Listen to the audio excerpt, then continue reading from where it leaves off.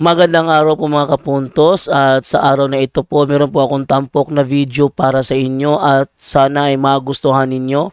Kaya sa mga bago pa po sa aming channel, please po don't forget to hit the subscribe button at ang notification bell para maging notified kayo sa bawat video na ilalabas ko sa channel na ito. At bilang kahilingan po ng punto por punto team at naway maintindihan po ninyo, sana po wag nyo pong i-skip yung mga ads sa aming mga video. Sa maliit na bagay na po na yan, malaking tulong po yan sa ating programa at sa ating ministry. Sana po maunawaan po ninyo. Maraming salamat po, kaya wag na po natin patagalin. Simulan na po natin.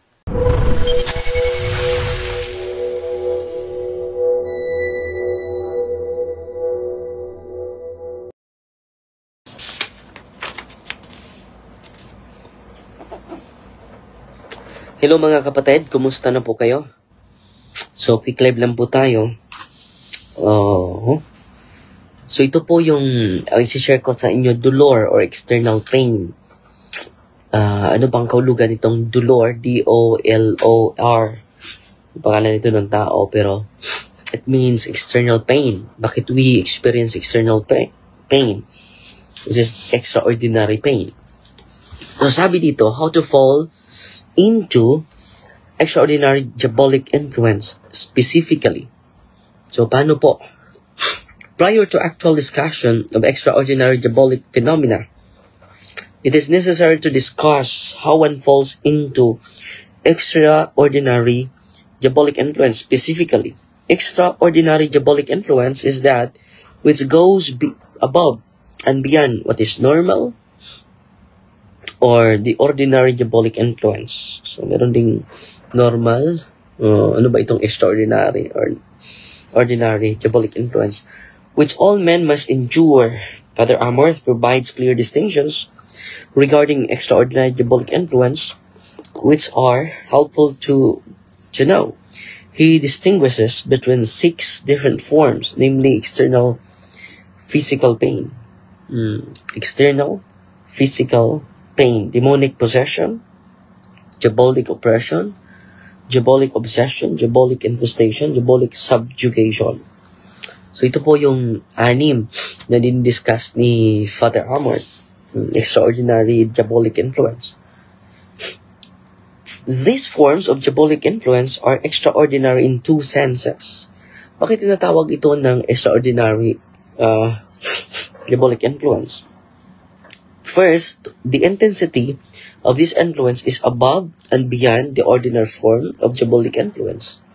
It is above and beyond the normal or ordinary demonic influence. Intensify of this influence. Grabe na yung pagtubo, no? Intensify. Okay. Tuloy tayo. Pangalawa, these forms of diabolic influence are also rare. And do not occur with the same frequency as ordinary diabolic influence. Pero sa atin, madami dahil madami yung pumupunta from Thursday to Sunday po. No? Sa ating karanasan, madami po. No? Maka-artist po tayo niyan. No? Tuloy. There are different categories of ways of falling prey to extraordinary demonic activity. The first is God's permission. In fact,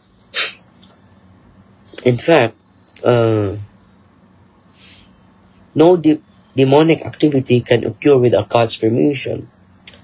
As has been discussed, since God is able to allow anything to fall prey in this way, it should not be assumed that if one does fall prey, it is necessary because of something the individual has done. As a result, falling prey to this kind of demonic is not necessarily a sign of someone's state of soul. So, it God's permission. Yan ang una. The second way, one can fall prey to extraordinary demonic activity is by being subject to an evil spell. Subject tayo sa curses. Ano ba itong spell? Curses? A curse or spell is intention of harming others through demonic intervention. In these cases, the person again is not culpable for falling prey since it is done by another person using the demon. This is why things such as witchcraft, sorcery, spells, bindings, evil eyes, maledictions are so dangerous. This has become very problematic in the last 40 years, and particularly in the last 10 years, with the rise of witchcraft among teenagers and feminists. So, dumami na yung mga witchcraft, mga kapatid. Yan po yung pangalawang rason. Unang rason, it is permitted by God. Walang rason, you are under the spell or curse. The third way of falling prey is by grave and hardened state of sin. Amort gives example of sexual perversion, violence, drug use, abortion, homosexuality, living in irregular marriages, committing violent actions, superstitious practices. So ito yan, superstitious practices. Direct invocation of the demon,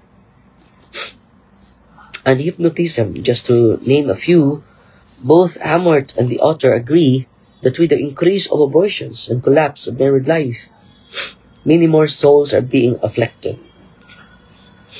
Other cases its authors mention are balls, dance halls, and modern forms of music. Oman remarks in a quote already given that a person may also come under the power of the devil, the reason of the habitual practice of evil, or the uncontrolled desire to experience extraordinary mystical phenomena, or receive charismatic graces. So, hina-highlight niya yan. Pangatlo is because of our sinfulness. Habitual sinfulness, mga kapatid. Yan ang isa sa mga rason, mga kapatid, no?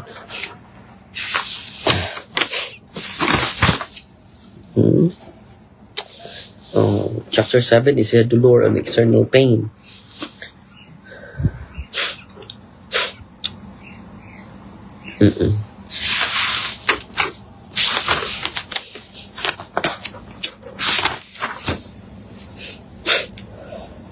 Amort warns against the clear repercussions of this sin, as are seen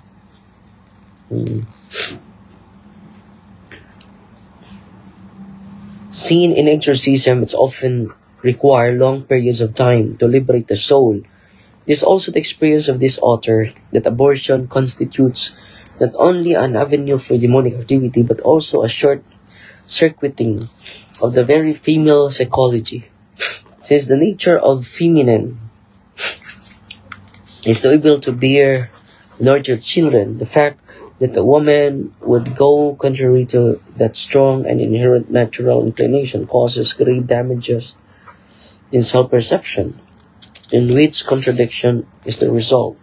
That is, one views oneself as a woman who is to bear children, and yet one aborts that which she bears. The author experience is that rare the women who have the abortion at end up gravely wounded for the process.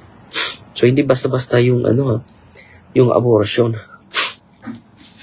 So, ito yung rason. Unang rason, sabi ni Father Amort, bakit tayo maka-experience ng extraordinary diabolic? It is permitted by God. Pangalawa, someone is cursing us.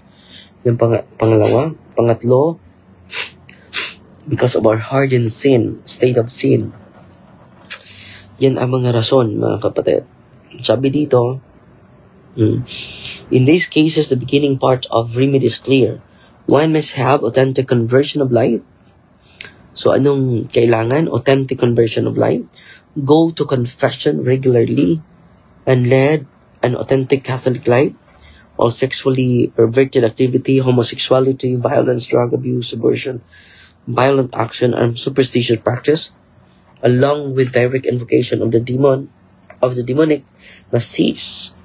Those living in irregular marriages must either get them regularize and repudiate the marriage. Parents must also keep watch over the kinds of music to which children listen.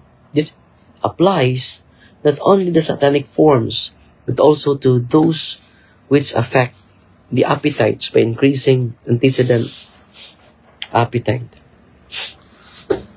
So dito mga kapatid, ay ina-highlight na bakit ba tayo maka-experience ng extraordinary diabolic attack.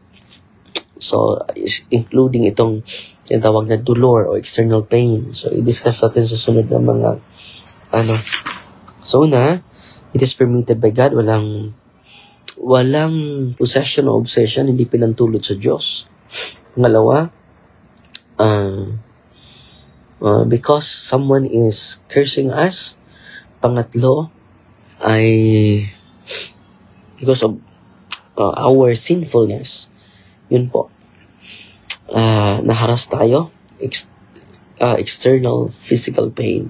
Ang tawag yan dolor. So, inarit natin yan sa susunod na araw, mga kapatid, no? Brad Freddy Sakulinan is watching. Si Ate Jojo din, nanood sa atin. Salamat, Ate Jojo. At sa Star Senders natin, Sister Gladys, feel better soon, Father. Rest early. Yes, matutulog tayo ng maaga.